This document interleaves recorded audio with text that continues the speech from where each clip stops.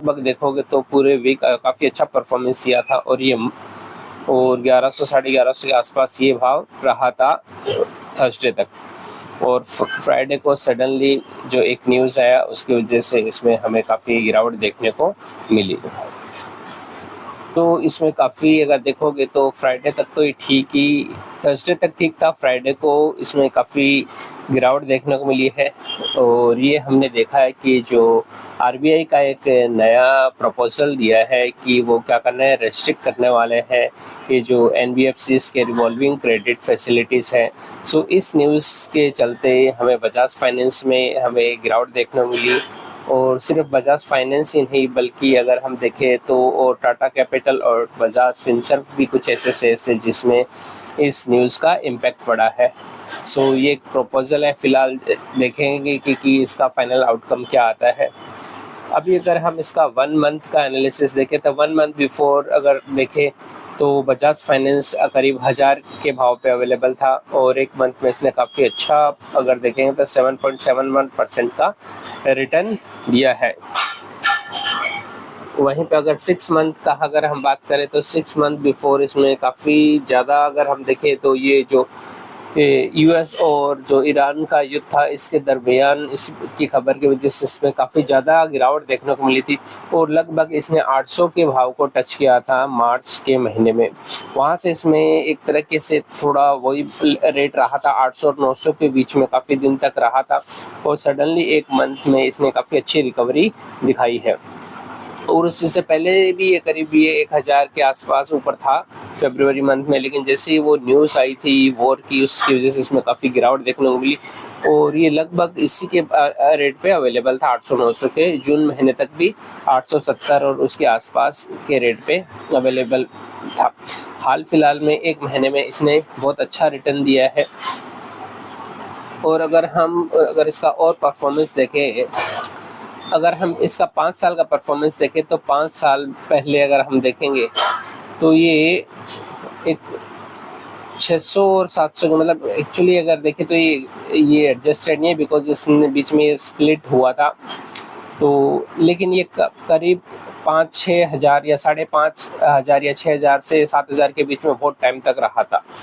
तो 2021 के आसपास से देखोगे और यहाँ तक ये रेट इसके भाव 2024-25 में तो ये करीब 7,000 के आसपास ही था। फिर वहाँ पे इसने सडनली एक अच्छा मोमेंटम दिखाया था और करीब 10,000 के आसपास आके ये स्प्लिट हो गया था। तो 3-4 साल ये एक कंसोलिडेटेड फेस में था और बाद में इसने अच्छी रिकवरी दिखाई और वहाँ से स्प्लिट हुआ। अब हम इसके और डेटास कुछ देखते हैं जिसके बेस पे हम चेक करेंगे कि ये कैसा है। अगर हम इसके मार्केट कैप की बात करें तो करीब 6,71,158 करोड़ के आसपास है। करंट जो प्राइस हमने देख लिया है 1,080 के आसपास है। हाई इसने 1,178 के आसपास बना है। पी वैल्यू 32.8 है जो कि फ़िलहाल के हिसाब से थोड़ा रीजनेबल ही है। बुक वैल्यू 183 है। डिविडेंड यील्ड इसका 0.50 है। आरओसी और आरओई इसका 10.9 और 18.2 है। फेस वैल्यू फ़िलहाल 1 है इसका। इसके कुछ और प्रॉफिट एंड लॉस के अगर डेटा पे ध्यान दें तो इसकी रेवेन्यू अगर 2019 में देखें तो 18,500 करोड़ के आसपास थी। वही मार्च 2020 में आते आते 26,000 करोड़ की हो गई, 21 आते आते 26। और फिलहाल अगर 2-3 साल में देखें तो अगर इसकी रेवेन्यू है 2024 में 54,000 करोड़ या 55,000 करोड़ मान सकते हैं। फिर अगले साल में 68,000 करोड़ और 2026 में 81। तो अगर हम देखें तो रेवेन्यू काफ़ी अच्छी ग्रोथ हुई है यहाँ पे, जो कि मार्च में 18,000 करोड़ था वही अभी 81,000 करोड़ या 82,000 करोड़ के आसपास आ गई। तो काफ़ी अच्छी ग्रोथ हमें देखने को मिली है इसकी रेवेन्यू में। वहीं पे अगर प्रॉफिट की बात करें तो प्रॉफिट भी कंपनी का जहाँ पे 2000 में मार्च 2000 में 7,600 के आसपास का प्रॉफिट था, वहीं अभी आते आते ये प्रॉफिट लगभग 27,000 या 28,000 के आसपास आ गया। तो ये प्रॉफिट में भी अगर आप देखोगे तो काफ़ी अच्छा, जिस तरह से रेवेन्यू बढ़ा है उसी हिसाब से इसका प्रॉफिट भी काफ़ी अच्छा हमें देखने को मिल रहा है।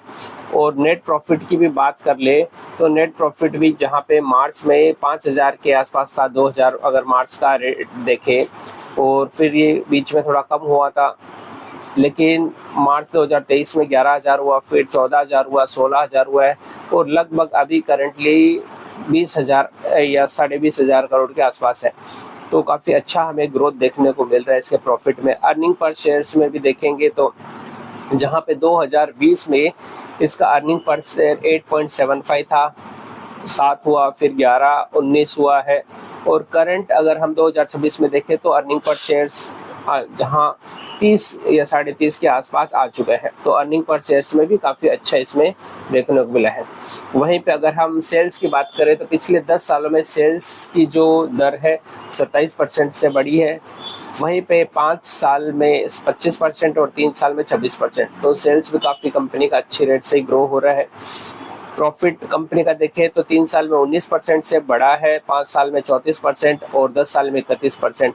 वहीं पे स्टॉक का प्राइस पिछले 3 साल में 15%, 5 साल में 12%। तो ये हमने देखा कि स्टॉक का प्राइस काफ़ी एक कंसोलिडेटेड फेस में रहा था 2020-21 से हम मान लेंगे 25 तक। फिर सडनली ये साल या 2 साल में काफ़ी अच्छा इसमें मोमेंटम देखने को मिला है। रिटर्न ऑन इक्विटी अगर कंपनी का हम देखें तो 3 साल में 20% है और 1 साल का हमें 18% दिख रहा है।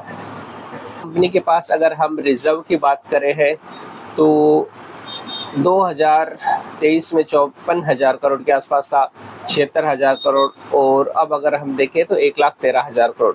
वहीं पे कंपनी का जो बोरिंग है वो है 4,35,000 करोड़ का। सो कंपनी का बिजनेस ही मनी लेंडिंग का है इस वजह से। और कंपनी के जो टोटल एसेट्स है अभी 5,59,952 करोड़ के आसपास है। सो कंपनी के पास अगर हम देखें तो कंपनी के पास काफ़ी अच्छा रिजर्व है और कंपनी का जो फाइनेंशियल पोजीशन भी काफ़ी अच्छा ही है। अब अगर हम इसका होल्डिंग्स देखें कि कैसा पैटर्न है, तो प्रोमोटर्स के पास अभी फ़िलहाल अगर देखें तो 54.68% का होल्डिंग्स है। एफआईज के पास बीच में अगर देखोगे तो 1-2 क्वार्टर में 21% से ऊपर का था, जिसमें कम करके अभी 20.20% हुआ है। वहीं पे डीआईस ने यहाँ पे अपना जो है होल्डिंग्स थोड़ा सा बढ़ा दिया है। पिछले दिनों में अगर हम देखें तो 14 पॉइंट समथिंग या 14.50, 14.38 आसपास था, लेकिन फ़िलहाल में 16.30 जो कर लिए है उन्होंने अपना होल्डिंग। पब्लिक के पास इसका होल्डिंग थोड़ा कम हुआ है, पहले 9 से कुछ ऊपर था, अभी फ़िलहाल 8.64% हुआ है। गवर्नमेंट ने भी इसमें थोड़ी अपनी हिस्सेदारी बढ़ाई है और अदर्स के पास फ़िलहाल 0.08% है। सो ये था हमारा एनालिसिस बजाज फाइनेंस के बारे में। अगर हम देखें तो रिवेन्यू का कंपनी का काफ़ी अच्छा बढ़ रहा है, प्रॉफिट भी कॉन्स्टेंटली ग्रो हो रहा है और कंपनी के पास जो रिजर्व्स है वो भी काफ़ी अच्छे हैं। सो ये कुछ, और जो प्रोमोटर का होल्डिंग है वो एक स्लाइटली अगर थोड़ा सा कम हुआ है इस क्वार्टर में, जून के क्वार्टर में। पिछले क्वार्टर में जहाँ पे 54.7% था, अभी थोड़ा सा 50.468 हुआ है। सो ये ऐसा है कि फ्लक्चुएशन होता रहता है। हमने सितंबर में देखा कि 54.67 था, फिर बढ़ा के 54.70, 54.71 और अब थोड़ा सा मामूली सा 0.02% कम किया है। सो ये था हमारा एनालिसिस बजाज फाइनेंस के बारे में। आपको ये वीडियो कैसा लगा है ज़रूर बताएं, और मात्र ये एक वीडियो एजुकेशनल पर्पस के लिए है।